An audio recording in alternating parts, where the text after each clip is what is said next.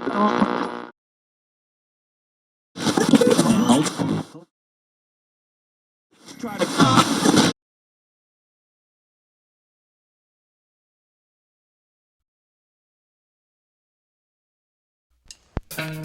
is a little story about a big topic: freedom. Freedom to play music, freedom to talk with our neighbors on the radio. We wanted them to hear us, and we figured this is America, right? Well, that's not what the powers that be thought. Pirate Radio USA is broadcasting live right now. I'm DJ Him. This is DJ Her. Hi. And this is our show. What we're doing, they say, is illegal, and we're here to show you how and why it's done. It all starts for us in 1996. Back then, we were just two little Seattleites with one concern: big media.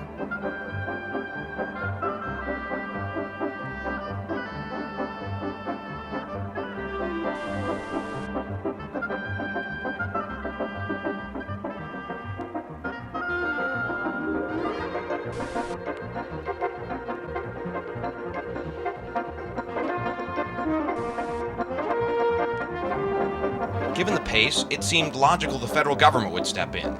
And they did, to accelerate it. Creating the 1996 Telecommunications Act, which Congress passed and Bill Clinton signed into law, which among other things changed the law to allow more media outlets to be owned by even fewer commercial interests. We had to do something. We heard later that year about a Democracy Media Congress forming in San Francisco to confront this problem. DJ Her and I scraped together the money, to send me anyway, to participate. I hooked up with the new Seattle Independent Media Coalition, a group of local print, cable access, and other indie media makers. We left by bus from the land of lattes, only to find Starbucks had a new colony. Once we got there, we found the Congress was at an upscale hotel in downtown. And while indeed media concentration was the talk of dozens of meetings and classes and lecture panels, it was just that, talk. One-way talk, too, as in they talk, you listen. We came looking for a Democracy Media Congress. What we found was DOA. It wasn't a total waste, though. I was about to meet my first radio pirate. At the time, I didn't know much about radio pirates. I knew they weren't like pirates I'd seen in the movies. Hey, blow the man down. If you give me some silver, I'll sing you a song. Oh, give me some time to blow the man down. On the radio, they don't steal anything like software or movie pirates. I'd heard they pirate the frequency they transmit on. Right. This is how you put up an antenna.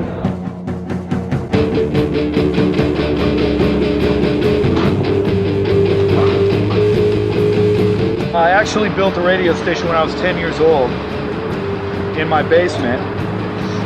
My parents didn't know about it until one day. See, I was a military brat. We lived on a military base. One day, the military actually picked up my signal and busted me. What'd they do to you? They told my parents, which was the worst thing in the world. I was grounded forever. I'm still grounded. DJ Popeye Khan had been set up with his station equipment from an unusual benefactor, the band Pearl Jam. Popeye, it seems, was their roadie and maestro of Monkey Wrench Radio, which broadcast Pearl Jam concerts on tour to appreciative fans in the parking lots. If anything you hear on this radio station offends you in any way over the next 3 hours, please change the channel or turn the fucking thing off. Monkey Wrench Radio. Give it to me! I love it!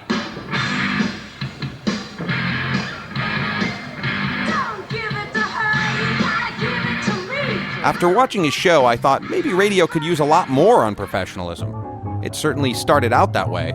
In 1923, there were about 530 stations in the USA, all unlicensed, most who used less than 100 watts, 85% of whom were owned by churches, schools, and amateurs, many just for fun.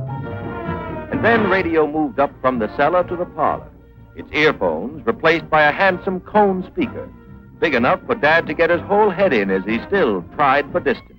But it was a magic night late in 1926 when Dad switched to his local station and found that it was linked by telephone lines to 19 other stations to form the National Broadcasting Company. Now radio was going places, and NBC went with it, extending its network from coast to coast, spanning the nation. But these new national networks still faced competition from hundreds of local non-commercial stations. Until the government stepped in. Herbert Hoover, then Secretary of Commerce, wanted in on the action.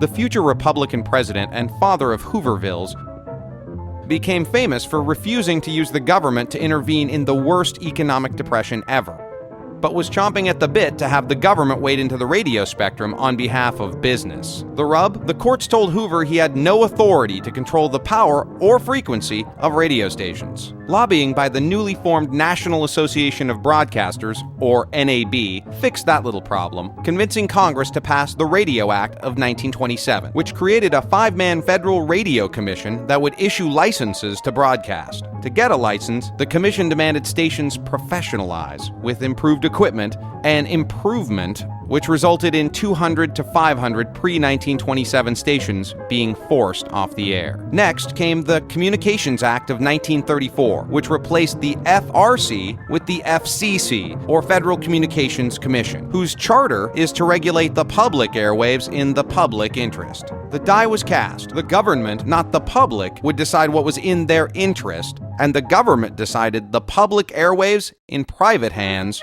was in the public interest. The freedom of every American to turn the switch on his radio and listen without a license to what he pleases when he pleases, and to pay no tribute for what he hears, was guaranteed by the Constitution more than 100 years before the first practical sputter was ever coaxed out of the electromagnetic wave.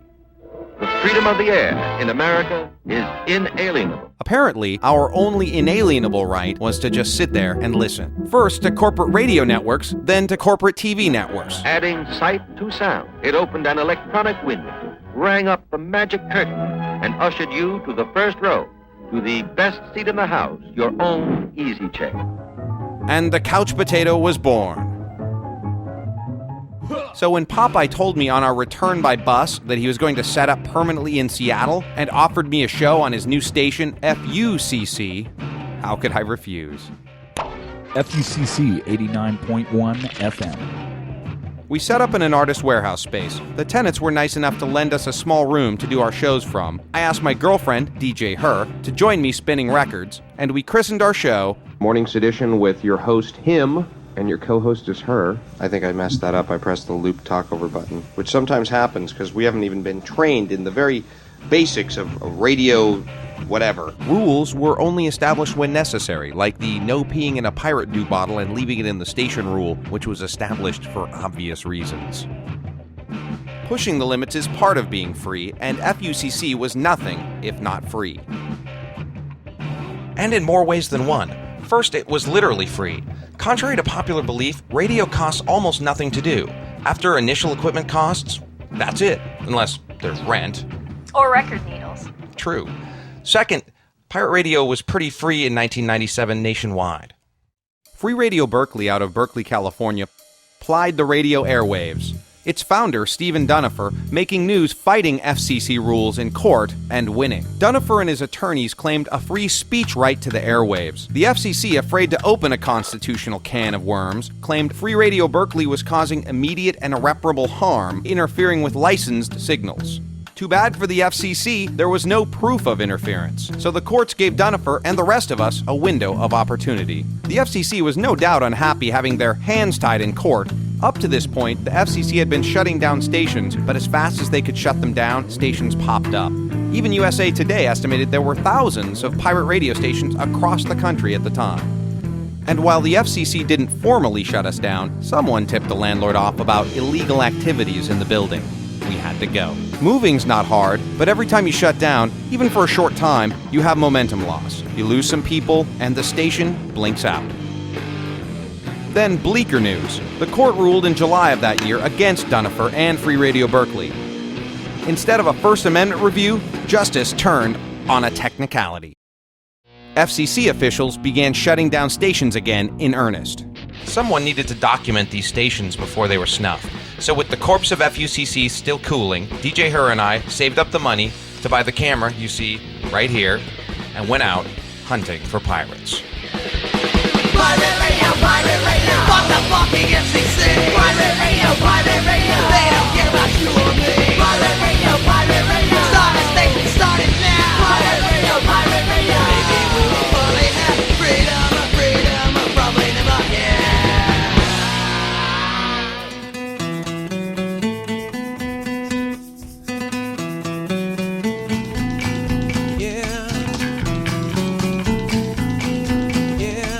learned about Free Radio Iowa City on the internet.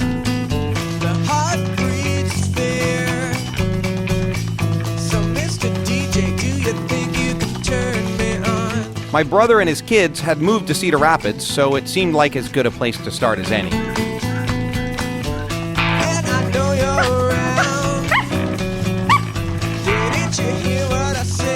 Finding radio pirates is like looking for a needle in a haystack. They don't have big towers, and parts can be found almost anywhere to build one. But first, let's show you how it's done. So it all starts here in the studio. We've got turntables, CD player, microphones. Their signal's amplified and sent to a transmitter, which in turn sends a signal to the antenna. Now, we're broadcasting at 4 watts. That's less than the power of a light bulb. That signal's not going to travel much further than a couple of miles, unless we're up on a hill. Compare that to a mega station that broadcasts around 100,000 watts. That'll cross a whole state. But whether it's 4 watts, 100,000 watts, or 10 watts, you have to have a license to broadcast. Unlicensed, only those who could stay undercover could stay on the air. So where do you find radio pirates in Iowa? On a hunch, we went here. Electric Head and Tattoo. We figured the logical place to look for freedom lovers was a place that sold huge bongs. And lo and behold, they did know something. One of the DJs from the station worked at a bar downtown, our first tip. We met first at a gas station, and then moved to the relative safety of a gun shop parking lot.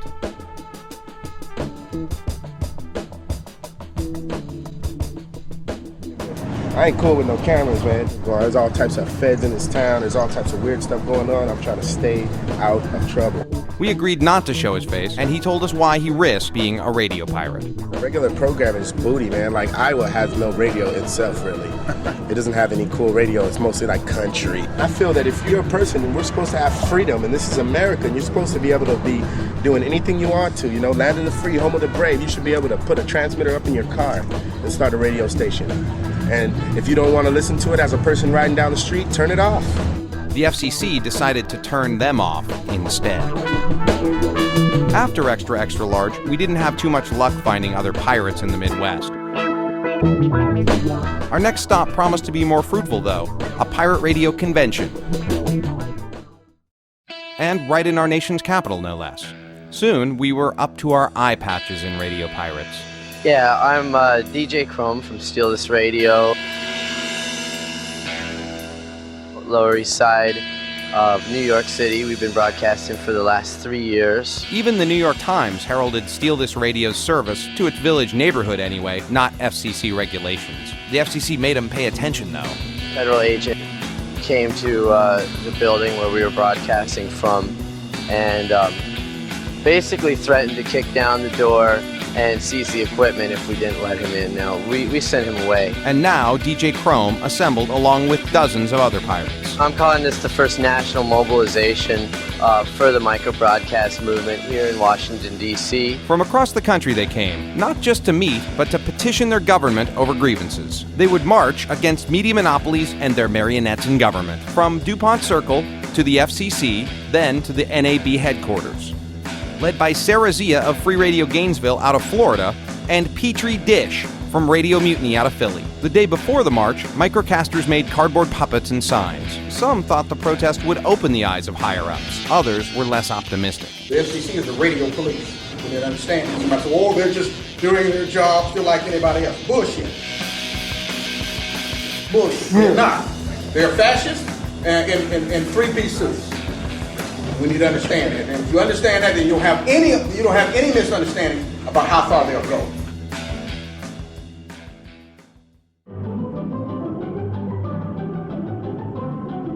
The next morning started with an invitation to the Freedom Forum, a forum for free speech debates. This round, microcasters versus status quo broadcasters. Recent FCC moves, though, had shifted the ground of the debate.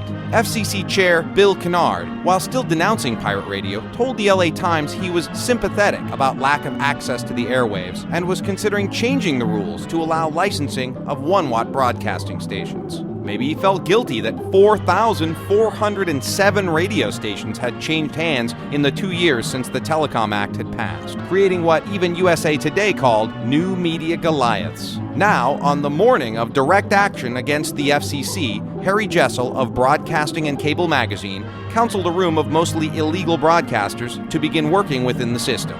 You got to go up to Congress, you got to get the people on the Hill to back this idea to give Bill Kennard cover to do this.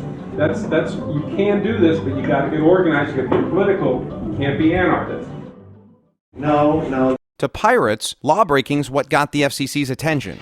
People have been trying to get licenses for microradio for 20 years since the licenses were abolished, and they've denied them. So we have to put the cart before the horse. That's all we could do to get their attention.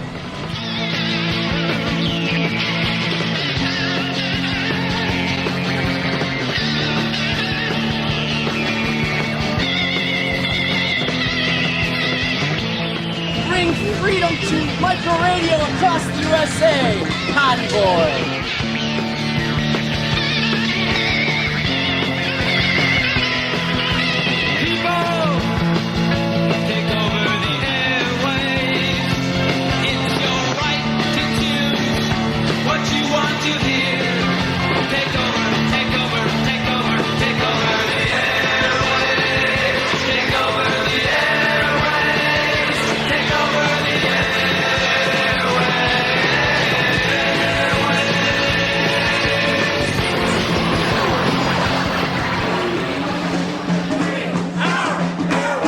For FCC employees, it was not just another day at the office. Petri Dish began the microcast on the steps of the FCC with an invitation to the FCC's chair. We're encouraging the chairman of the FCC to come on down and put the handcuffs on us if he thinks what we're doing is so damn wrong. After a live radio play starring the FCC chair as Kennardio, the mass media puppet, Sarah Zia led the chant for Kennard to come on down. Hey, no, it's not that far. We want to talk to Bill Kennard. Unsurprisingly, a no-show. Undeterred, the group marched from the FCC to the real puppet master's lair. This Darth Nab guy tried to block their entry. He had been shadowing the march from the beginning, but he couldn't stop the radio pirates from flooding the Nab's plaza. Unlike government, the NAB didn't even pretend to worry about our rights. Lucky no one asked.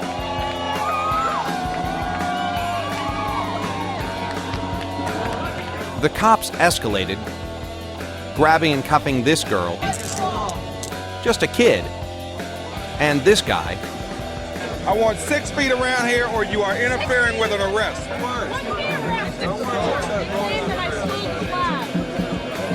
You know, that 6 feet goes for the media also. The police wouldn't release them until everyone cleared the plaza. The pirates made their point, so they left, pissed over being strong-armed, but elated at their success. They did more than speak truth to power, they microcast truth to power. Later that night, a party kicked off the birth of a new radio station, Radio Libre, to serve the Spanish-speaking community right there in D.C. The next day, the protest made the Washington Post. Yo-ho! Yo! Hey, there's me. Smooth sailing, so far. Once back home, we found several radio station startups. These kids, North Seattle Grassroots Radio, who'd begun meetings, but without a transmitter could only go so far, whereas Free Seattle Radio, or FSR, was already on the air. As an in-city station, the buzz got pretty strong. Soon, the Seattle Weekly, a local alternative rag, did a story on the station. Some of us were delighted. Others weren't so keen on the publicity, especially when the FCC showed up. They told the DJ on duty they had something to give him. No doubt a notice of unlicensed radio operation. The DJ refused to open the door without a warrant, and the agents left. The next day, in the P.O. box of the station, came a letter from the FCC telling us the station was in violation of federal law and to cease broadcasting without a license. You see, while you have to have a license to broadcast on the radio, there are all sorts of other devices that don't need a license at all. For example, there's the CB radio at 26.96 megahertz. There's garage door openers at 40 megahertz. Radio-controlled cars speeding by at 75 megahertz. Deep space communication at 2 gigahertz. Your Wi-Fi is at 2.7 gigahertz. And here we are at 87.9 megahertz FM. But since we didn't know anyone with a CB radio or want to surf the web, and we didn't want to talk with our garage door or aliens, we decided to stick with the FM part of the spectrum. A few days after the letter, the FCC struck again. We caught a glimpse of this FCC agent educating FSR's landlord. But FSR wouldn't be cowed, and instead of going into hiding, we came right out in the open. This is Ollie Sullivan Khan, the voice of reason, coming to you live with the Free Seattle Radio Collective from the offices, or above the offices of The Stranger. We accepted the Alterna Weekly's invite to use their publisher's office loft to microcast a best of FSR. I don't know if the FCC was listening that night, but we weren't doing it for them, we were doing it for us. Hi! This is not for you. Mapping routes through the neighborhood to avoid gunfire. Cue for all the liberals on the drug war to enter stage left. Drug war, warlord, landlord, shut down, bow down, move out, move out, bomb, evict, move, in that order. Burn, they black asses, angry at who? Attention, America, this is not for you. This is not for you. Test. This is not a test. And you are listening to Free Seattle Radio. Yeah. Woo! We lived it up that night, which was appropriate in retrospect because despite the revelry, this would be FSR's last night on the air for a while. We're broadcasting at 1.5 mega sound. DJ Her and I went back on the road not long after, this time to Tucson, Arizona. A former FUCC DJ had hooked up with a pirate station there. She brought us to the studio to check out her show. Shh. Don't look at me. Wait, oh, there's this little lever on there. Security is always an issue at pirate stations, but like struggling with a childproof aspirin bottle when you have a migraine, sometimes too much security is a bad thing.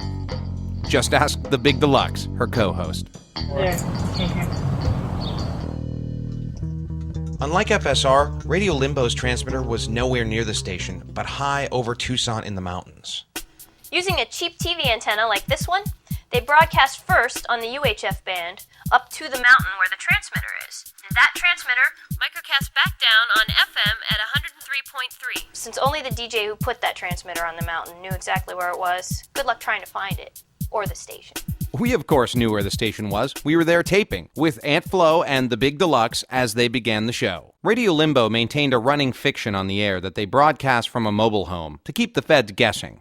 At the time, though, they were microcasting from a garage, which is vehicle-related, I guess. Hey, I just want to say what's up to any fine members of the U.S. Border Patrol that might be listening to our show, because you guys suck. So you be the any caller. First caller gets worthless bullshit. Oh my God, who is that? Let's see who this is. Right, what we got. Okay. Hey, this is Radio Limbo. Oh, hey man, do you want to do any shout outs? Radio Limbo. Hey, who's this? All right, thanks for calling, Mr. Fan. Oh, hey, Yeah, do you want a bumper sticker? Yeah, do you want a sticker? A Radio Limbo sticker? You got some?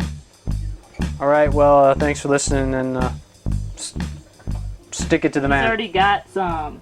Halfway through the show, the Big Deluxe took DJ Her and I on a tour of Tucson as we listened to Flo spin. And I'm dedicating this show to the morning sedition people out there. They know who they are. What a great little station. And what a great little town.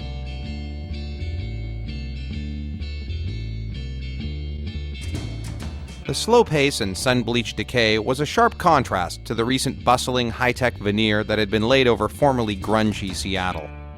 Oh, Tucson had Starbucks, but it also had Wig-O-Rama. The future of hair accessories hadn't caught up with Tucson, and that seemed just fine with people here.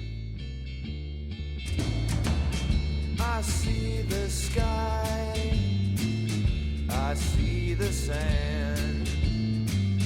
I burned my eyes in another land on a desert trail.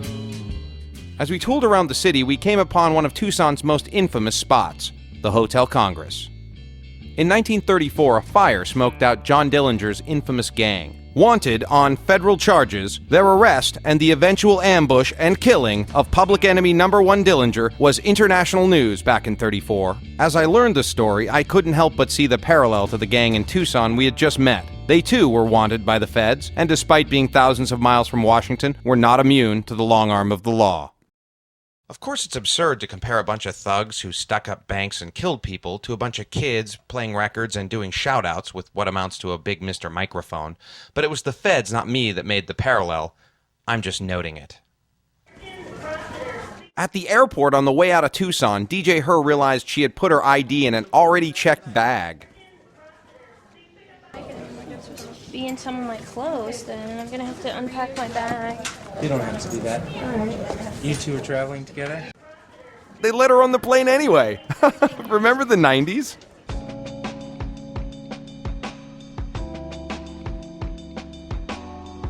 The next month, we went back east, following a surprising turn in the story. The FCC had floated a proposal to change their rules to license some form of low-powered FM. They also asked for comments and questions. We had a few, so we called the FCC Media Bureau and set a tentative interview. On our way to D.C., we decided to drop in on some fellow radio protesters in Philly to see what they thought of the FCC's recent change of tune. We arrived in the city of our nation's birth just in time for her birthday. We're proud to be the official radio station for the 4th of July in America's birthplace. Join us for the Sunoco Welcome America celebration. It's patriotic. Only to find Independence Day sold to the highest bidder. Other than that, scanning the dial, it could have been any town, USA. Strapped to a flying chair. The Weekend from Philadelphia's new music alternative, Y100. Why, indeed. And like any town USA, it had Starbucks and cops and rabble-rousers. The Prometheus Radio Project was the brainchild of Petri Dish, who after the permanent grounding of radio mutiny by the FCC, traveled across the country in a van to show others how to do their own microradio. Returning to Philadelphia, he set up shop in an old decaying mansion and was joined by Sarah Zia after the Fed shut down her station in Florida. Now we were at their headquarters. Up 3 flights of stairs in his sweltering workshop, we found Petrie teaching a newbie radio basics. It's delicate work, but building and fixing your own equipment is important to do-it-yourself radio. Ouch. Oh, you all right? Just like ice is important to do-it-yourself first aid. Later, Petri Dish talked about what he thought was behind the FCC's sudden interest in what was now being called low power, or LP, FM. For 20 years, the FCC completely sat on this issue and did nothing with it. They received 13,000 requests a year from citizens that wanted to start community radio stations or have low power licenses. They ignored them all. They answered with a form letter.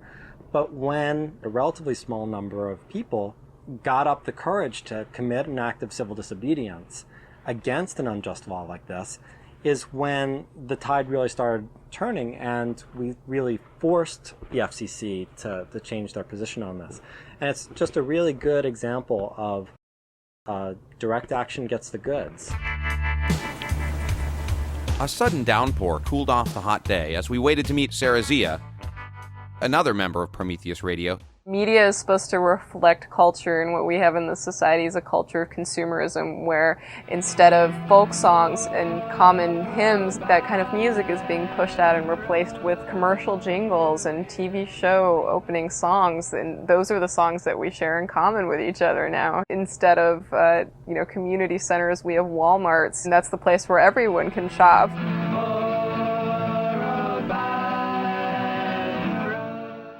We checked our phone messages on the way out of Philly. Jeff, please call David Fisk of the FCC about your interview request. 202. Tomorrow, we were going into the belly of the beast. Thank you. Well, it seemed the beast had a new belly. Or headquarters building anyway, across town. Not here, this was just headquarters building. But here, the brand new FCC building. We entered the high-tech facility to find a new level of security. Not only were there metal detectors and checkpoints, security even told us not to film in the lobby. Gee, I guess a terrorist might steal their interior design style. We got our security badges and entered the interior with hope and fear. Media interface David Fisk introduced us to our interviewee, Pam Hairston, whose job was to enforce compliance with FCC rules. And as for changing the rules, the Commission is looking at that issue. It's issued a notice of proposed rulemaking and seeking comments from the general public, as well as any type of technical studies, to see whether or not there is room enough for both the low-power FM stations and the larger stations. But while they were looking into it, those microcasting at under 100 watts couldn't get licensed. What should those stations do about this catch-22? I wouldn't characterize it as a catch-22 at all. Dumb question. Of course, she doesn't think it's a catch-22. Her job is to enforce the rule, not ask if it's fair or even make sense. You just do your job, and boy, did she do her job. I would say over the past 18 months, where we've had over 500 stations to stop operating, the vast majority have stopped once we've done the education and warning. Education and warning? You mean the warning that you could be massively fined, or educated that you could be federally imprisoned? My mama didn't tell me about that kind of education. Given the heavy hand, you'd think interference was rampant, but when we pushed for examples, she hedged. Honestly, it's come up across the country. There's been no one particular city or one particular section of the country that has experienced more interference problems than others. This wasn't going anywhere, so I asked again, more boring. I'm just curious if there's like a particular example of like a case of complaint in which there was like a station interfered with or something like that.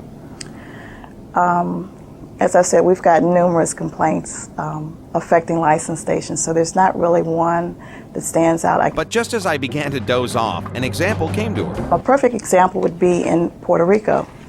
The San Juan International Airport was receiving interference, and we tracked down the interference to an unlicensed operator. Yeah, I'd read about this one in the FCC press releases, about their bust of a San Juan, Puerto Rico pirate for endangering airport communications. The only problem is, there's no evidence that it ever happened. See, I had also just read Extra Magazine's expose on pirate interference.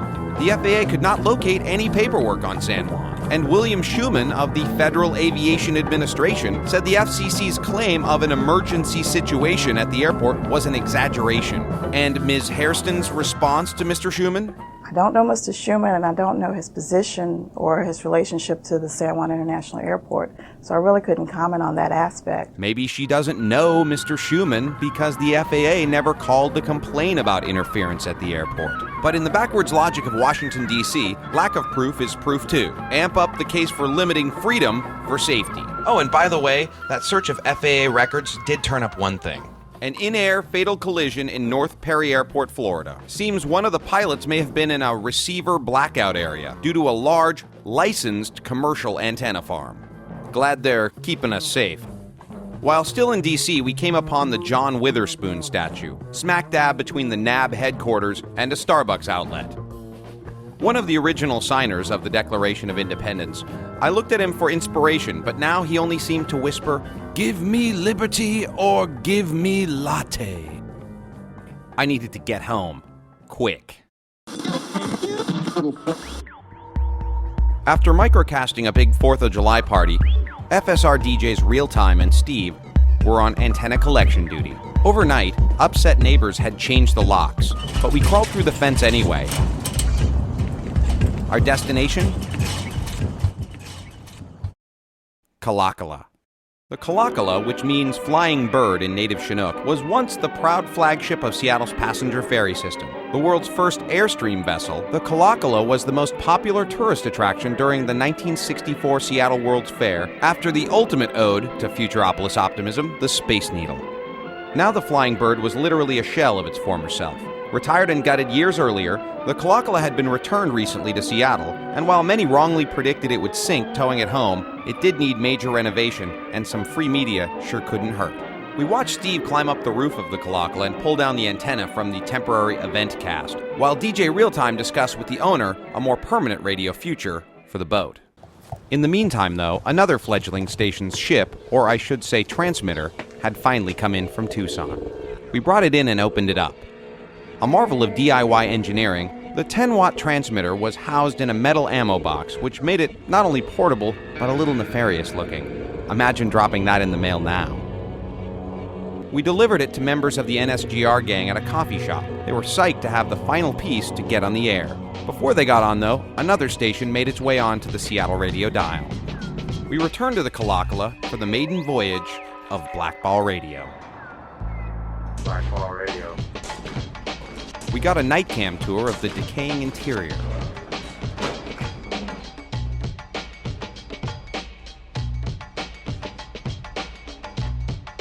Hey, how'd you get on? Everybody who's coming in that way, we're going to make them walk the plank. Going swimming. Going swimming. This is 87.9 FM. We're broadcasting to you this evening live from the Kalakala, and everyone knows because I'm speaking quickly, that way I can't be interrupted. All right, so now, later on, I want you all to call right now. Okay, ready? Maybe they are listening on that little boat. I yelled for them to listen. I think they heard me. And much like pirates on the high seas, we swilled wine, accosted boats that came too close, It's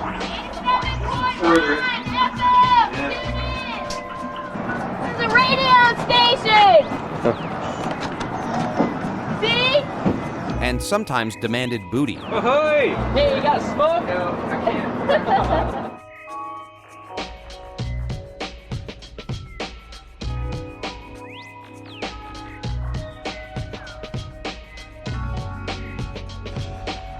Blackball Radio.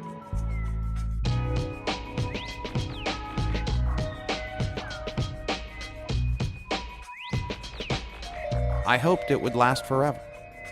I just didn't realize how different everything was about to become. By the fall, DJ Realtime had passed off Blackball Radio to its permanent DJs and had started work on Studio X. He pitched his idea to the FSR Collective. It dawned on us that if the broadcasting location was different from where the studio was, the FCC could go to the antenna site and they could even possibly seize the equipment, but it wouldn't touch the studio. Realtime was trying to take Radio Limbo's tack by separating the transmitter and the station only with a computer on the web. As soon as we go on the air and broadcast, it'll be a race against time between us and the FCC. If we can secure station B before they can find station A, we want to always stay at least one step ahead of them. But others saw this tactic as a retreat from the fight for the airwaves. Because to this point, we've basically been presenting ourselves as a direct action group, challenging free speech and challenging the FCC's occupation of the airwaves. And if we're then presenting ourselves now as being a legal studio group and not necessarily like doing direct action anymore, I think that's a conversation that at some point we need to deal with. Totally. And while she made that conversation casual, it turned out to be decisive. The FSR Collective continued direct action now as mobile event microcasters, while DJ Realtime began web-driven Studio X. He was in a hurry, too, because Seattle's micromedia was about to cover its biggest story. The World Trade Organization was coming. Our local mass media was ecstatic. It would boost Seattle's image, blared one headline at the time. Looking closer, it seemed big media wasn't the only big business intent on centralizing power. The WTO, or World Trade Organization, is made up of countries who have signed binding commitments to reduce or eliminate specific tariff or non-tariff barriers to merchandise trade. In other words, those who sign up bind their countries to change any law the WTO says slows the business of trade. Some people thought that sounded pretty undemocratic and met up in Seattle before the WTO meetings to plan a response. Radio activist Ron Sokolsky.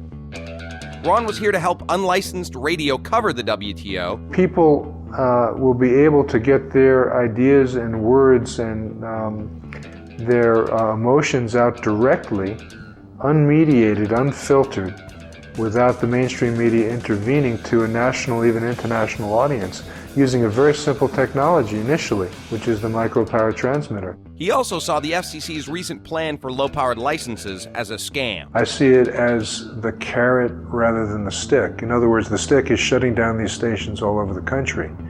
And yet, in trying to shut these stations down, others have sprung up in their place, and they have been somewhat unsuccessful in doing that, even though they've used a lot of muscle lately to do it. So in that situation, the FCC sees a possible alternative as enticing people to go off the air with the hope that they could get a legal license. And at the same time, by offering the possibility of legal licensing, dividing the movement. As evidence of this divide and conquer strategy, he pointed to the proposal's ban on current pirates from ever getting licenses. So if we think of it as civil disobedience, and if we think of some of those people in the same light that we do Rosa Parks, in terms of the bus boycott, issue is one that, okay, now everybody is welcome back on the bus, but you. You may think in this dot-com boomtown and trading post to the Pacific Rim, we'd be all for more importing and exporting. But see, in Seattle, we've done a lot of exporting already. We've exported so much salmon, several river runs have gone extinct. Through the efficiencies of free trade, we finally whittled down 90% of the original forest canopy. And are working hard to wrap up the last 10% and export it worldwide. And then there is Seattle's most high-profile export, Starbucks. And not just across the USA, but 281 of them overseas and counting. None of this, though, was apparently going fast enough for the WTO, who had scheduled their upcoming ministerial meetings in Seattle in hopes of bringing it up a few notches. Funny, that's what activists had in mind as well. We played our part to prepare, helping organize the Anti-WTO Media Mixer, a grassroots media get-together simulcast by FSR in its new incarnation as Mobile Events Caster. I got to auction off FSR t-shirts to an appreciative crowd. One of Guy Johnson t-shirt, $17. Anyone? Sorry? Show them the back. Gentleman in the back, $17. Over here, $20. Damn it. It was a fun night to rub elbows, so when we mockingly put on the poster, eat, drink, and smash the corporate state, we never thought anyone would actually try it. That's what we saw, on TV anyway. But let's look at the facts. Not from the top down, but the bottom up. We began N30, as it became globally known, at an ungodly hour. We were with the radio contingency, watching Petri Dish and other casters do last-minute work on a long-term plan. In the days and weeks before N30, media activists gathered at the new Independent Media Center to create a citizen press corps to cover the upcoming protests, splitting into groups, internet, video, and us in microradio, who met at the newly finished Studio X. Petri Dish was there, DJ Realtime, and the Gandalf of pirate radio, Stephen Dunifer, who, crippled with arthritis and a $20,000 FCC fine which barred him from microcasting, was still in Seattle to help fashion the microradio role in the anti-WTO protest. The plan was to meet in our new micro-radio center and finish transmitters that would send signals not only to the streets, but online via Studio X. And Studio X's same fat pipe would allow the new Independent Media Center to cover the direct action, nonviolent action, planned against the WTO and send its video and audio by satellite to the world. Welcome to Seattle. A town about to say no to the WTO.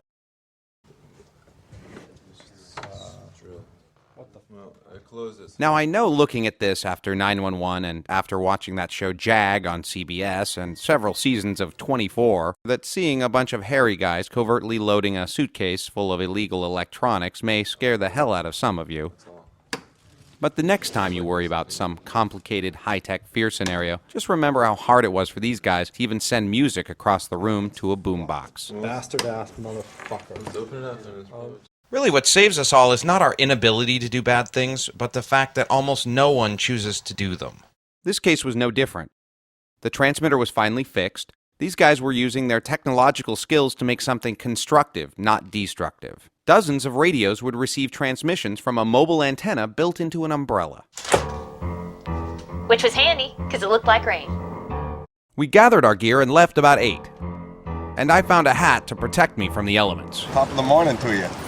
And thought I was ready. Nothing, though, would prepare me for what was about to happen that day. We ran into some nice kids in black and gave them radios and boomboxes to spread the word. What are we hearing?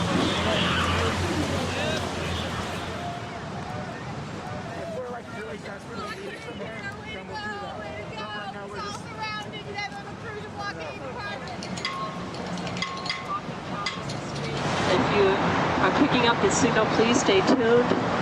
If you have a boombox and you're a part of the crowd and you're picking this up, please stay tuned. Turn up your radio. Find anybody else with a boombox. Tell them to do the same thing. WTO even drew pirates from sunny Tucson. How you liking this weather? Fuck Seattle. As DJ Her and I moved around the perimeter of this human chain, we found a continuous line of people blocking entry to almost every possible way into the WTO meetings. Get the fuck out! As they sealed off the area to incoming delegates. Get the fuck out of our town! Get the fuck out! World Trade, you can't keep us down! Thousands of people had formed a human ring around the WTO.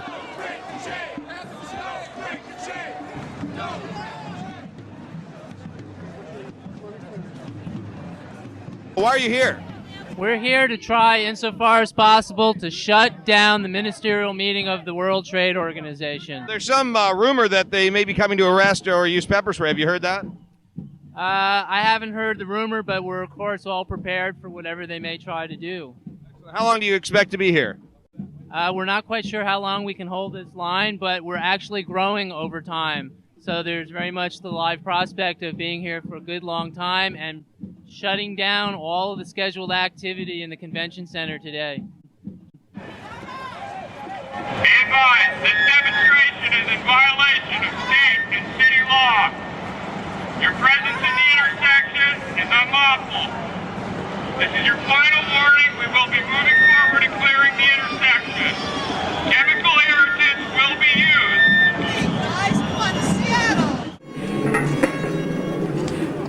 Welcome to the new Seattle. Oh, they tell you about tear gas, but lie to you about rubber bullets.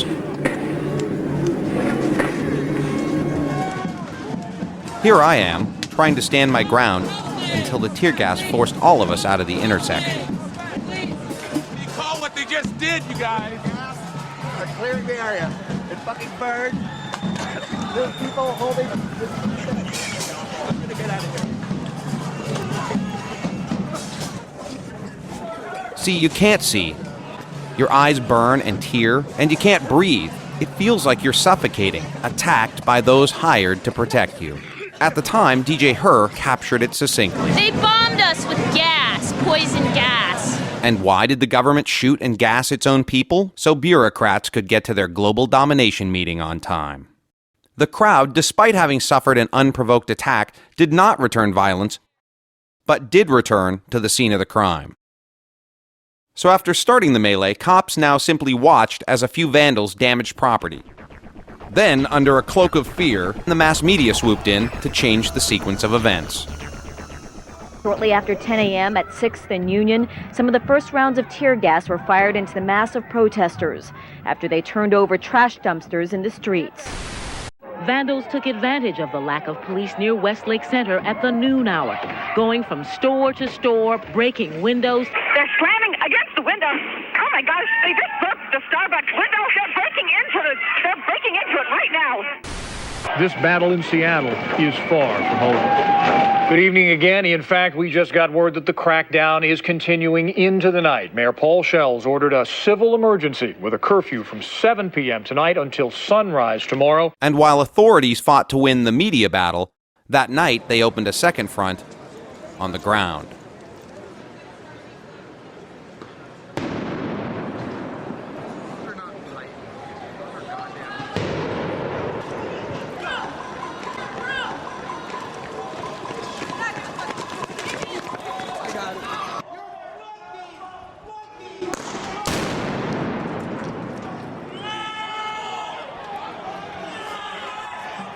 The people backed down the street slowly, despite the risk.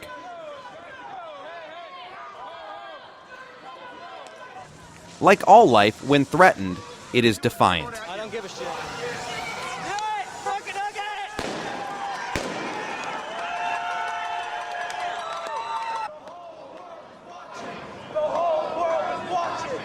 And it was here that I ran into a fellow microcaster. My name is Greg Ruggiero. I'm from New York City. Why are you here, Greg? I'm here to demonstrate against the World Trade Organization and to work with the Independent Media Center on 1415 on the other side of this police line. Well, the connection's really deep. People are here to critique corporate culture. People here are here to critique the erosion of sovereignty. People are here to critique the gradual downsizing of our rights as citizens into passive choice of consumers. And people are pissed about that. People are angry about that. And power is coming out to defend its interests. That night, the TV news continued its programming. Seattle's police chief says his officers have been careful to protect the rights of protesters as well as those of the WTO delegates. One gets the sense that he is capable of emotional responses.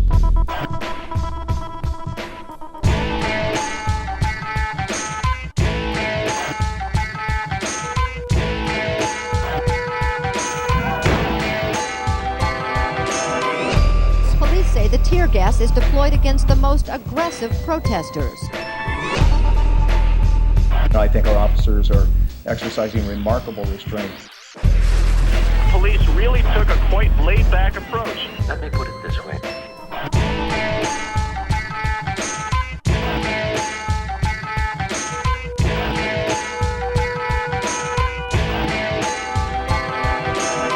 The officers are obviously very concerned about their own safety. They are outnumbered here at the scene. We are all foolproof and incapable of error.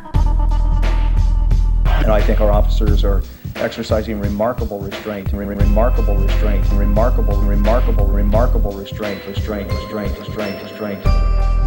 is going extremely well. The next morning, the mayor announced a no-protest zone. Petri Dish got arrested right off the bat, but well outside the new Constitution-free zone. I guess the cops figured any guy downtown with a Castro beard at 7 a.m. has got to be on his way to protest.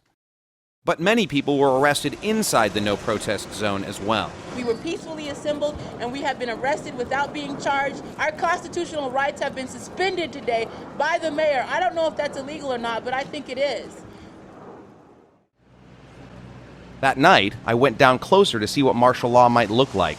I found out what it felt like, too. I'm going to give you an official warning now. I might be instructed to go. Keep backing up, sir. Thank you. Why? Sir, keep backing up. Please You tell can't me block why. the sidewalk. There you go. I can't Thank you. videotape on the sidewalk? Okay, Let great. me talk to you for a minute. I'd like that. Okay, let's walk this way. Please don't touch me. Well, I've got to touch you to talk to you. Wait a sec, have to touch me to talk to me? That's how I do it. Me again. Okay, well, let me have this. Whoa, now he tries to take my camera. Officer Touchy-Feely is turning into Officer Klepto. Well, let me have this. No, you can't have that. Why not? Because it's not yours. Well, I was going to borrow it. Take your picture. You're not. Okay, see? What would you like to tell me? Welcome to America, 2001. I couldn't know at the time how true that was.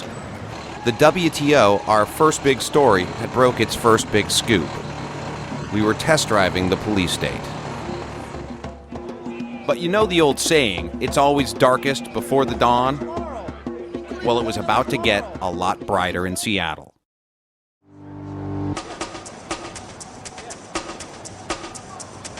They told people not to assemble. They did so anyway. They were told not to march. And thousands marched to the jail where 600 people were imprisoned for doing the same thing.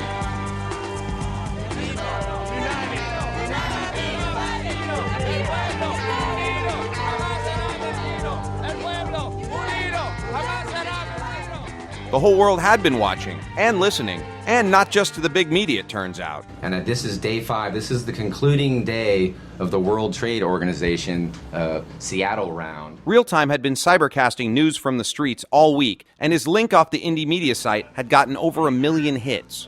What's happening right now is a total communications revolution. This is a lot like the printing press, which when it was introduced in Europe in the 1500s was illegal. It was a contraband item because the kings and queens didn't want people talking to each other without their official royal signature on it. On the phone with me, calling in live from the Labor Temple, is Casey Jones?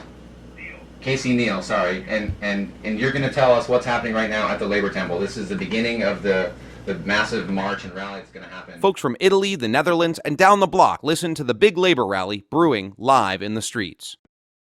By the time Stephen Dunnifer took the mic later that night, the WTO talks had officially collapsed. Dunnifer told his new worldwide audience about the emergence of a new citizen media in Seattle. Independent Media Center here in Seattle. This is serving as a great model for everyone else to to duplicate and replicate in their communities. He had no idea how many people would take him up on the suggestion. Just a month later, on New Year's Eve 1999, North Seattle Grassroots Radio began its maiden microcast. And the frequency is 99.5 FM. Bringing in the millennium, I think we only got about 8 minutes to go. The tear gas had barely cleared when the mayor canceled New Year's at the Space Needle over a terrorist threat. Many thought the only threat was of spontaneous protests, as despite the mass media spin, the WTO crackdown and the mayor were very unpopular locally. We may have won the battle in Seattle, but it had come with a price. Yeah. Millennium is passing. Is it midnight now? Yeah. Is it? Okay. I thought we had like 5 minutes. My watch says it's 5 after, which means it's time. Somehow we all missed the countdown to midnight. Most of us had waited our whole lives for the year 2000. Ho, ho, ho. Ho, ho, ho. And now, after all we'd seen lately, none of us were in much of a hurry for the future we glimpsed at to arrive. America is now under martial law. Can you turn that up a little bit? Rights have been suspended. On here? Yeah. Stay in your homes. Do not attempt to contact loved ones, insurance agents, or attorneys. Shut up. Do not attempt to think or depression may occur. Stay in your homes. Curfew is at... Whatever was next, NSGR planned to microcast it to its neighborhood. 20 days later, the FCC finally approved LPFM radio service. It was a bittersweet moment. Non-commercial sub-100-watt stations would finally exist above ground. But because NSGR had transmitted previously, it would not be one of them.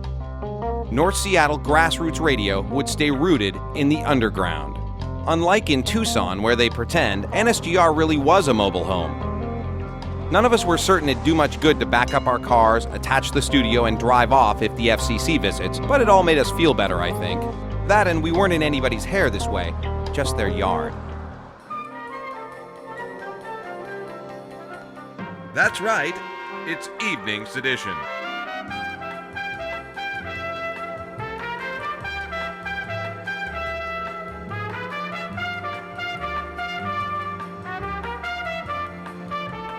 DJ Her and I did our show without a hitch for several months. Evening Sedition. Then in July, we got a letter. An emergency meeting was hastily called, expecting that the FCC was about to educate the hell out of us. We got a letter from the man, all right, but it was the electricity man. Seems City Light didn't like our antenna attached to the utility pole. A false alarm. Thankfully back then, government agencies didn't share intelligence, huh? Seriously though, we were all getting pretty paranoid. They hadn't come for us. But they came for us pretty soon after, and wouldn't you know, I was by myself and without a camera when they showed up. I was ranting about the FCC right before they got there, too. They never knocked, just there to triangulate the signal and track us down. The letter came to the house the trailer was parked in, but it was addressed to the guy who owned the mobile home, so now the whole unit was radioactive, so to speak. After 6 months of microcasting, the decision was unanimous. Clean out the mobile home and go home. Arrgh. He's got a noose around his neck. But he's been freed. Free to fly away and pirate again someday. We'd watched another unauthorized radio station die. Maybe it was time to see how authorized microradio was faring. LPFM's enemies were meeting in San Francisco, and we microcasters were going to be there to meet them. And we weren't the only ones hot on their trail. San Franciscans had opened their own indie media center. Online, on the mic, and on the web, just like Seattle. Also on the street, like Seattle, a dislike for Starbucks. We started with the NAB convention, the radio show. DJ Her and I got press passes and entered the land of Arbitron. The NAB had begun a media blitz, claiming low-power FM would massively interfere with the megawatt stations. There's no evidence of this. They can't prove it, so what they did was they manufactured a simulated interference CD and gave that to Congress. Now let's add crosstalk. I would almost do anything. I would walk the dog, I would bake a cake, I would... To try to convince them to see things their way. A future without low-power FM. The future the NAB wanted was on display inside their convention that week, like the radio station of the future, which apparently runs without the need of pesky humans. Then we came upon the future of internet radio, the Internet Radio. Kerbango, a radio-like unit for receiving cybercasts, was the buzz of the show. Like satellite radio and podcasting, the future was coming. You just needed to buy a new device to access it. Still, it sure looked cool. In fact, Kerbango looked so cool, 3Com bought them, and then promptly folded their Kerbango division because their own stock tanked. So after millions of dollars of investments in media, and before this cheap vinyl made-in-China knockoff could split, Kerbango was kerplunk. I guess not all futures are inevitable. Glad there's still radio. Crowds in front of the NAB convention made security tight. After all, Colin Powell was coming to speak to the broadcasters. And even Darth Nab made it to town. Excuse me, did you bring your flag? You want to go back over here, sir? We needed press passes and a special NAB sticker on our camera to be inside. Outside, where protests began, direct action followed back inside, too. Of course, after direct action like this, the NAB pulled indie media press passes. But the NAB aren't the only ones who want to keep media monopolized. I'm outraged to learn that our public station is part of a system opposed to diversity on the media. That's right. National Public Radio wants the public out of radio. If this surprises you, you'll really be shocked to find NPR's why there aren't any legal 10-watt stations in the first place.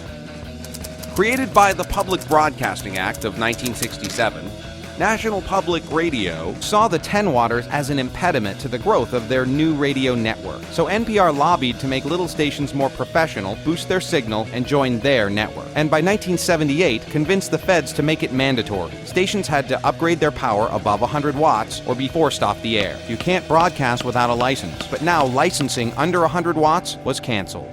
20 years later, the battle for low-powered FM was back on, with radio protesters taking the fight upstairs to NPR's board meeting. We were about to see if all things really are considered at NPR. I turned on my radio, spun the dial, thought I'd listen to some news for a while. I grabbed the knob, spun it around, got NPR. Here's what I found. Real news? Hardly a trace. The NASDAQ's up, the Dow's in the cellar, and NPR sold out to Rockefeller. Hostile takeovers. Real hostile.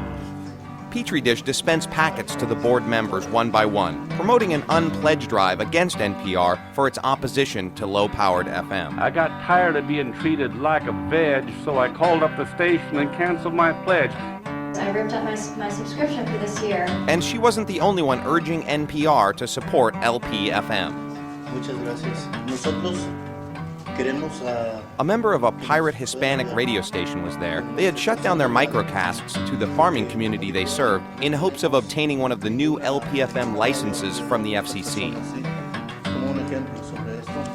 As an example of the type of service that our station provided to the community, during the Watsonville floods, we were the only station that could provide a service or that was concerned about Watsonville, about our community.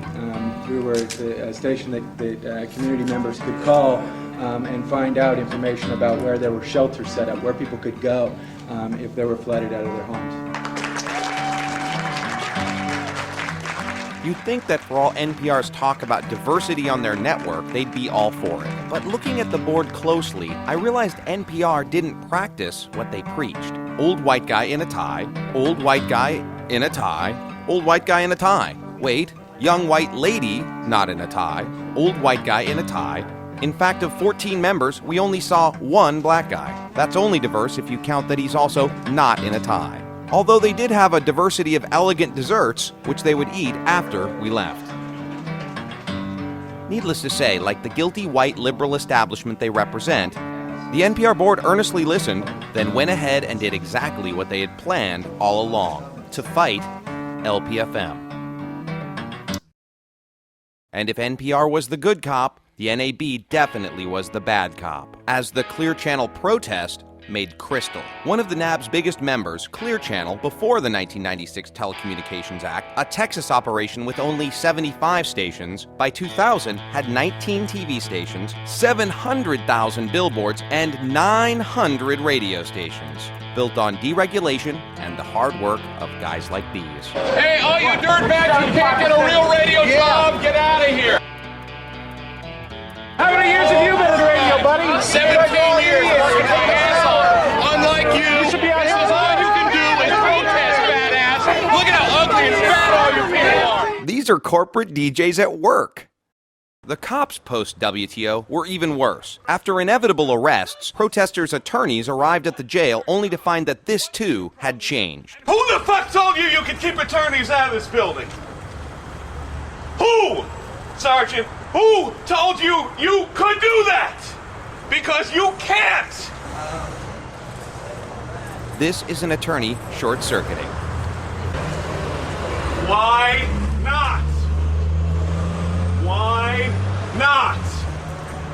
You don't have the authority to determine what I do. Lawyers don't usually witness police breaking the law right in front of them, but there it was. The cops were blocking National Lawyers Guild attorneys from seeing their clients in jail, which is illegal. A crowd witnessed the brazen constitutional breach, while others freely entered and exited the jail. And trying to go to the clerk's office is not committing a crime. Now you get me somebody who has some actual authority, or you get the fuck out of my way. Don't you touch me. You're under arrest. Bring your hand behind you.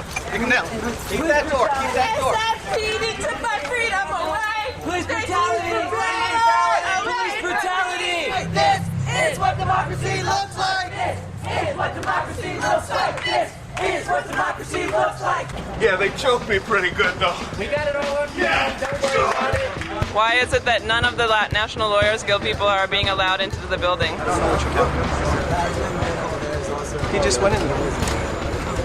Funny officer comic. Did you hear the one about the attorney who could only see his client by joining him behind bars? It's a riot. While Free Radio Berkeley was down, San Francisco Liberation Radio continued to microcast, now on the run from the FCC. While across the bay, in a storage unit, Stephen Dunifer, still barred from microcasting, nonetheless holds classes to teach others how to do it themselves. There was excitement in the air. The FCC had already begun accepting applications for new LPFM licenses. It seemed inevitable that there would soon be thousands of new, low-powered FM stations. How could you even put this radio genie back in the bottle? Congress had a plan. The NAB has actually enjoyed a very strong relationship with Senator Wyden, and we are very delighted that he could join us today to talk not just about radio issues. Wyden was a co-sponsor of a bill in Congress that would kill the FCC's low-powered radio plan. And now Senator Wyden was at the NAB convention as its honored guest. This year.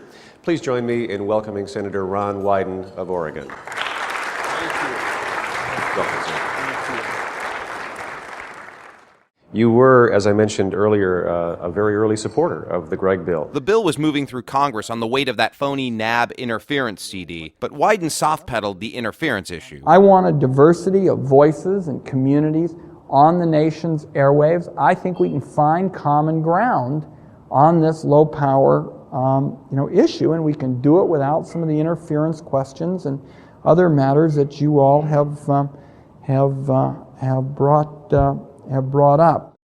He was much more enthusiastic about the promises of yet-to-come technologies. Let me tell you, this electronic signatures bill is drop-dead revolutionary stuff.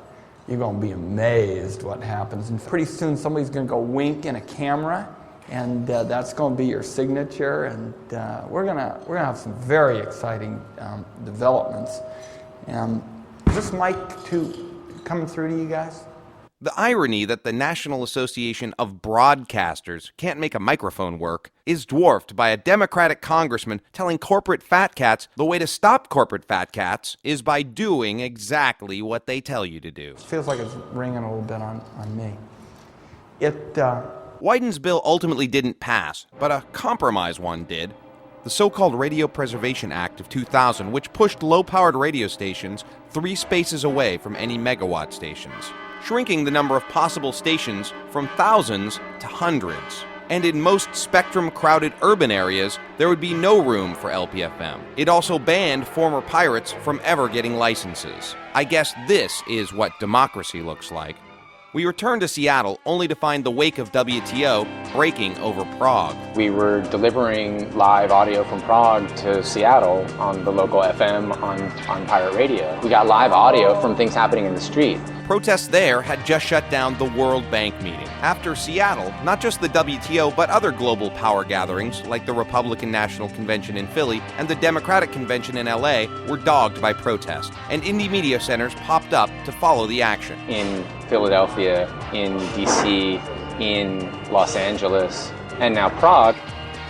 Ever since WTO last year, about 35 different IMCs have sprung up all over the world. In the last year, we've created a network, and we got the word out to people that nobody else was doing. I found out about a woman who was thrown out of, or somehow mysteriously fell out of a window in the Czech police station and broke her fucking spine, and she's in the hospital. I found out the same marching band that was here in Seattle, the Infernal Noise Brigade, they went over to Prague, and they got the shit beat out of them.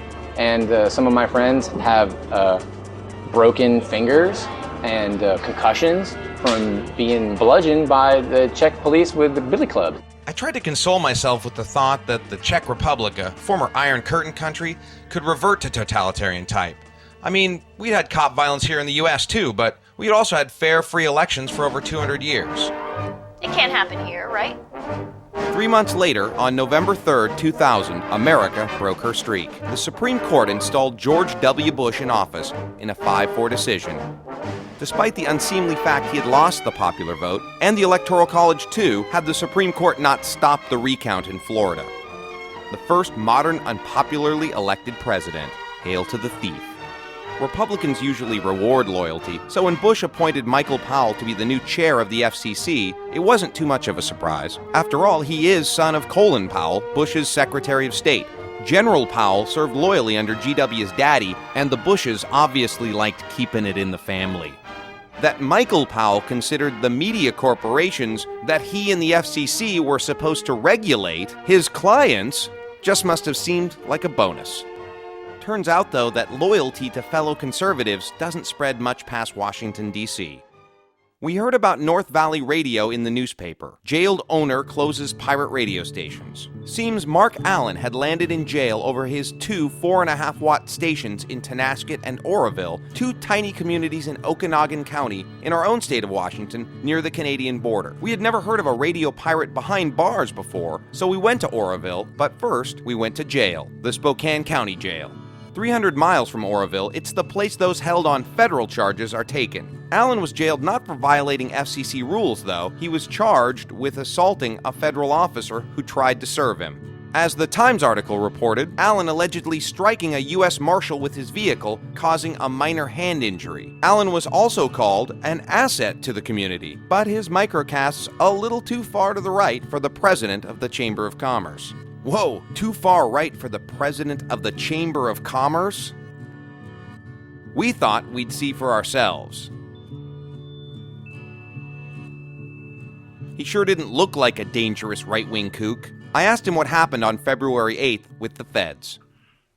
Basically, I was assaulted by this undercover federal marshal. I had no idea who he was. He showed no identification, and when he reached out and banged on the hood of my car and then slapped at my windshield, I decided it was time to get out of that immediate area. And at that point, on my way home, in front of me was a Okanagan County Sheriff's deputy vehicle.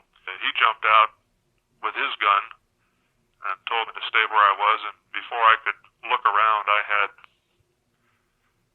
easily half a dozen guns pointed at my head, and I thought I was a dead man. I thought they're going to kill me right here. All over a little 5 or 6 watt microcasting station. We are engaged in right now a struggle to preserve our freedom, what we have left of it. Really, the revolution in '76 was all about freedom, because it was, as you know, unlawful to have a printing press in '76 without permission and license from the King of England. They were basically microcasters back then. They were publishing information on unlicensed presses. The order of the amendments tells you a lot about where they were coming from. The First Amendment was about about freedom of thought and conscience. The Second Amendment said that we have to have the teeth to fight back and bite back to protect that First Amendment, to protect our freedom of conscience, so that that's never taken away. These aren't rights granted by a government. The Constitution and those first 10 amendments were put there as a fence around this federal government to say that's as far as you'll go. You will not go past this fence. Well, obviously they have, in a very big way. So how many days have you been in jail now? Today would be 52, I believe, something like that. 52 days without even a bail hearing, and if convicted, faced 10 years in prison. By the time I'm out, if I'm,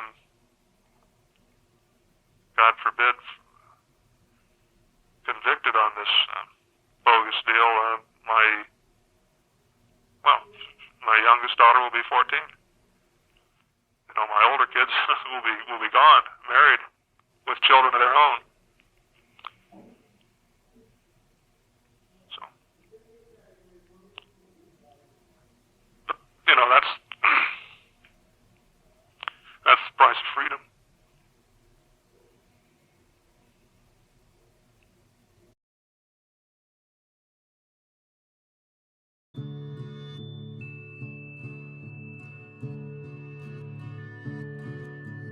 We were in Oroville the next weekend in time for a benefit being held in a local bar for Alan. North Valley Radio and Alan himself obviously had a few fans, and they brought food. And unlike the swanky NPR spread, it was not underwritten by a big corporation like Budweiser, it was just under a Budweiser sign. Donated goods were auctioned to help pay legal bills. So, for $15, we have your final charity response team. It is an extra large size. I got a $27 here, $30 bid, got 27, give me 30. $27 a bid gonna go once, $27 a bid gonna go twice, third and final call at $27 is going. It's going. Sold to Bryce Carroll in the back of the room. Jen, you wanna give it to Bryce? Mark's station gave us a lot of the truth about what's going on in this country and how we're losing our rights, how our Constitution is just becoming irrelevant. What Mark brought to this community was a cohesion that we didn't have. It was a chance for anybody to go and say anything. Mark opened up the waves. It was almost like this little jewel we had up here in the North County. And when it was shut down, I think it really disturbed a lot of people. The county's big station owner secretly approached Washington's Republican senator to sic the FCC on Allen. 2 4.5-watt transmitters don't seem like a big threat, but what's big and what's small is all just a matter of perspective. In a town where other federal agencies are represented as invading redcoats, we were called patriots for covering Allen's plight. I never thought of myself as a patriot before, but now I embraced it. Once back home, the FBI raids the Seattle IMC, seizing computer record logs and slapping a gag order on anyone there talking about it. 5 months later, under the heavy shadow of 9/11, FCC Chair Michael Powell quietly announced plans to lift the media cross-ownership ban. A move that Fairness and Accuracy in Media said would eliminate the last shreds of regulation on media concentration and allow finally one company to own all the media in one city. Powell called up love of country to make his case. These days, he wasn't the only one getting into the Patriot Act.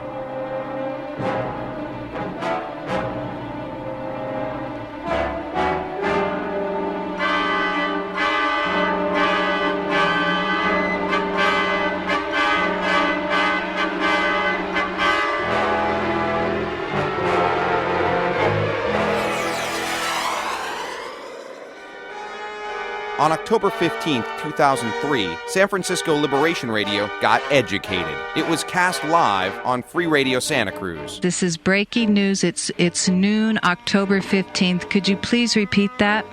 San Francisco Liberation Radio is being raided by the U.S. Federal Marshals. There's about 25 of them, and they're all coming in and taking all the equipment. The FCC finally did have public hearings over Powell's media consolidation plan, only after the two Democrats, Copps and Adelstein, insisted. Powell didn't attend, but we did. It was time to come out of the radio closet. I'm Jeff Pearson, and I'm a radio pirate. Besides being a pirate, I'm also a cynic, and I guess that's why I'm here, because I always hope for the best and assume the worst. And I hope that you do succeed in somehow turning this tide the other direction. Right now, this effort is being broadcast live for folks who can listen. And so I guess while some are going to wait for permission to have our rights, some of us are just going to go ahead and exercise them. 2 months later, the FCC voted 3-2 in favor of lifting the media cross-ownership ban. After 750,000 people wrote to complain, Congress got into the act, moving to partially cap national media reach before a Bush veto threat ratcheted it back. Then something surprising happened. The 3rd District Court in Philly threw out the new FCC rules, agreeing with a lawsuit brought by media activists, including Prometheus Radio Project, that such rules would limit the diversity on the airwaves. Airwave diversity was still being limited the old-fashioned way, though. On September 29, 2004, Free Radio Santa Cruz, who microcast San Francisco Liberation Radio's bust, were themselves raided by 24 armed federal agents with automatic weapons and riot gear. Which brings us to now. The time's late, too. We started doing pirate radio for fun. Along the way, we learned that our rights to free speech, and really all our rights, don't exist for their own sake, but for a purpose, to keep us free.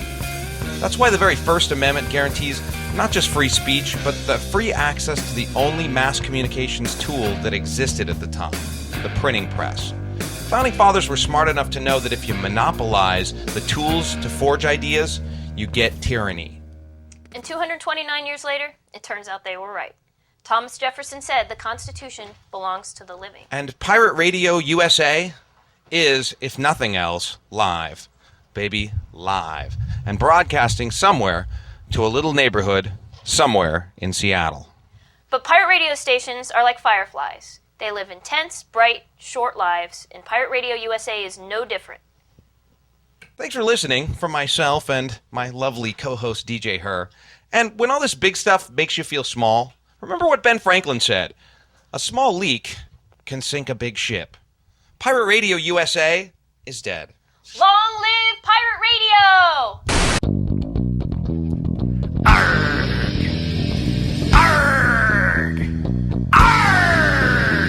Now the A is for the arg, and the B is for the barnacle, the C is for the cannonball and shoot you in the head. The D is for the balloons, and the E is for my eye patch, and the G is for the gold. If you touch it, you'll be dead. Pirate Radio, Pirate Radio, Pirate Radio, arg, arg, arg. Pirate Radio, Pirate Radio, Pirate Radio, where's my grog? Now the H is for the hook, the I is for my captain, the J is for John Bachman, who pierces people's face, the K is for the kill, L is for the lover, and the M is for the mutiny, and which didn't happen. Pirate Radio, Pirate Radio, Pirate Radio, arg, arg, arg. Pirate Radio, Pirate Radio, Pirate Radio, where's my grog? Now the N is for knots, oh no, my boat is sinking. The B is for the peg leg that keeps me standing up. A Q is for quantum leap, R is for the rum, and the S is for the scurvy, which I wish I didn't get. Pirate Radio, Pirate Radio, Pirate Radio, arg, arg, arg. Pirate Radio, Pirate Radio, Pirate Radio, where's my grog? And the T is for the treasure that's underneath my boat, and B is for Bukitas, who plays a sour note. W whose tie is this, X marks the spot. Why? 'Cause I'm a pirate. Pirate Radio, Pirate Radio, Pirate Radio, arg, arg, arg. Pirate Radio, Pirate Radio, Pirate Radio, where's my grog?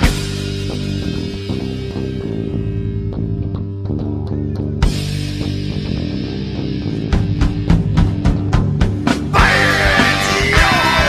Pirates on the Pirate Radio, pirates, yo! Pirates on the Pirate Radio, pirates, pirates, pirates, pirates on the